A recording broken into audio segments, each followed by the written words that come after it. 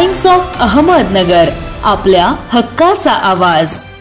मला आज राज्य सरकारची क्यू येत होती आणि ती क्यू ह्या कारणाने की राज्य सरकारने ज्या प्रकारे तयारी केली होती ती तयारी मिरिक्सवर होती की नव्हती, परंतु तारीख पुढे नेण्याची मात्र होती। आज आम्ही माननीय उच्च न्यायालयाला एक स्वतंत्रपणे कंपायलेशन दिलं, त्याच्यामध्ये मेडिकल प्रवेशाची तारीख 9 मार्च दाखवली आणि इतरही भरती प्रक्रियेच्या तारखा लक्षात आणून दिल्या। आज हे लक्षात आल्याच्या नंतर माननीय उच्च न्यायालयाने वारंवार राज्य सरकारला विचारलं। आम्ही सांगितलं की राज्य सरकार काही जास्त बोलणार नाही, कारण या राज्यामध्ये विरोधक आणि सत्ताधारी दोघांनी मिळून आज फक्त 28% खुल्या वर्गाला जागा ठेवलेल्या आहेत। जनरल कॅटेगरीला 28% फक्त जागा राहिलेल्या आहेत आणि ही परिस्थिती निर्माण केलेली आहे राजकीय हवासापोटी। निवडणुका डोक्यावर, या सगळ्या गोष्टी लक्षात घेता माननीय उच्च न्यायालयाच्या पीठाने तातडीने जे आहे इंटरिम रिलीफसाठी ऐकावा अशी विनंती केली। त्यावर वारंवार हे सांगण्यात आलं की आम्हाला 1 दिवस द्या। आम्ही सांगितलं हा तो 1 दिवस म्हणजे आजची दिवस काढून देण्याचा। आम्ही माननीय सर्वोच्च न्यायालयाचे दाखले दिले की जयश्री पाटील विरुद्ध मुख्यमंत्री महाराष्ट्र राज्य यांच्या केसमध्ये काय झालं। त्यावर सांगण्यात आलं की मुख्यमंत्री आणि काही न्यायमूर्तींना पार्टी करण्यात आलं, माजी न्यायमूर्तींना। आम्ही सांगितलं माननीय सर्वोच्च न्यायालयाच्या संविधान पीठानं याच मराठ्यांच्या आरक्षणामध्ये मुख्यमंत्री पार्टी असताना कोणत्याही प्रकारे कोर्टाने निर्बंध घातलेले नव्हते आणि त्यामुळे सरकारला ते पाऊल सुद्धा मागे घ्यावं लागलं। सांगायचं तात्पर्य, सरकार मेरिटवर जाण्या इच्छुक नव्हतं, सरकार फक्त इकडे तिकडे गुमसण्यामध्ये इच्छुक होतं। परंतु आज ज्या गोष्टी घडल्या न्यायालयात त्या फार महत्त्वाच्या आहेत। खुल्या वर्गाला आम्ही सांगितलं या देशात, या राज्यातला ब्राह्मण, या राज्यातला ठाकूर, या राज्यातला मारवाडी, या राज्यातला जैन, या राज्यातला गुजराती आणि जे खुल्या वर्गामधून गुणवंत ठरतात आणि खुल्या वर्गाचे प्रवेश घेतात त्यांच्यासाठी हे अत्यंत आवश्यक आहे। कारण 28% जागातल्या 33% महिला भगिनींचं आरक्षण, त्याचबरोबर माजी सैनिकांचं, खेळाडूंचं हे सगळं आरक्षण जातं। 10-12% सुद्धा जागा राहत नाहीत खुल्या वर्गातल्या मुलांसाठी आणि म्हणून न्यायालयाने आज ऐकलं पाहिजे। आणि अन्यथा सरकारनं माननीय मुख्य न्यायमूर्तींनी असं काही आदेश पारित केला का हे याचिका ऐकू नये म्हणून, सिव्हिल रिट पिटिशन ऐकू नये म्हणून।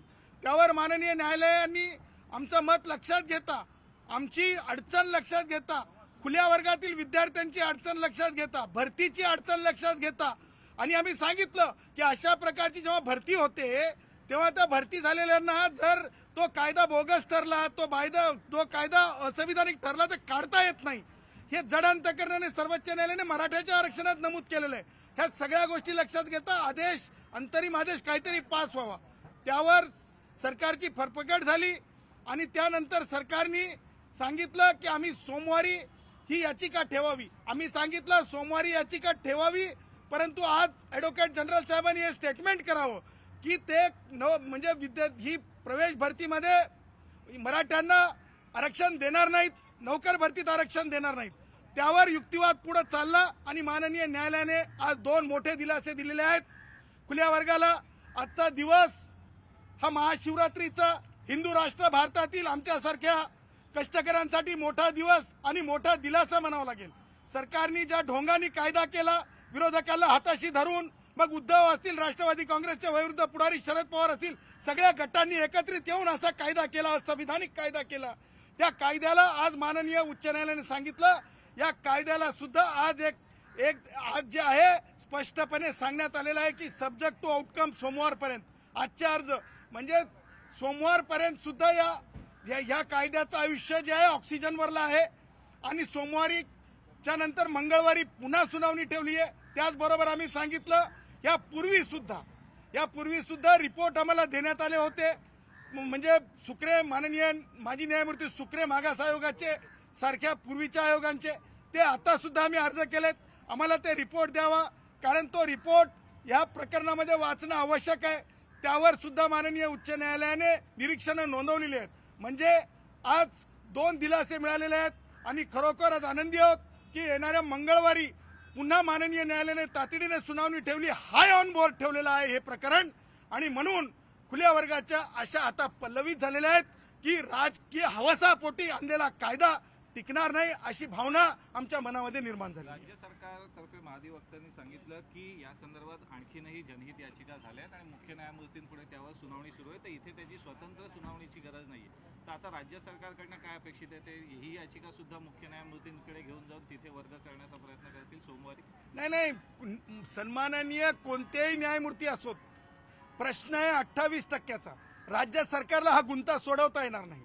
कारण माननीय सर्वोच्च न्यायालयाने जयश्री पाटील विरुद्ध मुख्यमंत्री महाराष्ट्र राज्यामध्ये 2 वेगवेगळ्या खटल्यांचा संदर्भ आलेला आहे. कायदे हे सरकारने केले म्हणून ते चांगलेच मानावेत असं गृहीत धरता येणार नाही.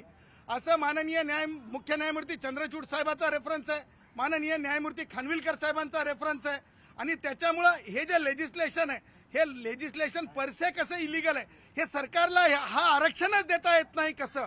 हे जयश्री पाटील विरुद्ध मुख्यमंत्री महाराष्ट्र राज्य हे निकाल लागल्याच्या नंतर सर्वोच्च न्यायालयाचा कॉन्स्टिट्यूशनल अमेंडमेंट झाली 105वी घटना दुरुस्ती. 105व्या घटना दुरुस्तीनंतर सुद्धा आज सरकारला स्वतंत्र कॅटेगरी म्हणून मराठ्यांना आरक्षण देताच येत नाही डंक्याची चोट पे, कारण संविधान संमत नाही आहे. म्हणून आमचं असं म्हणणं आहे की सरकारने किती जरी हेराफेरी करण्याचा प्रयत्न केला, इकडे तिकडे करण्याचा प्रयत्न केला, तर मला असं वाटतंय की सरकारला गुंता सोडवता येणार नाही. ज्या प्रकारे पहिल्यांदा ऑर्डिनन्स घेऊन वापस गेले, ज्या प्रकारे दुसऱ्यांदा कायदा टिकवू शकले नाही, त्याच प्रकारे आता चौथ्यांदा जे आहे जयश्री पाटलाच्या सर्वोच्च न्यायालयाच्या निकालाच्या नंतर सरकारची फजिती होईल. कारण आरक्षणाचं गलिच्छ राजकारण आता थांबलं पाहिजे. खुल्या वर्गातली एकही जागा कमी करता येणार नाही आणि मराठा हे कुणबी मराठा कुणबी नाहीत हे थोरातांच्या जजमेंट नंतर सिद्ध झालेलं असल्यामुळे सरकारला ओबीसी म्हणून सुद्धा कुणब्यांमध्ये त्यांना देता येणार नाही. ठीक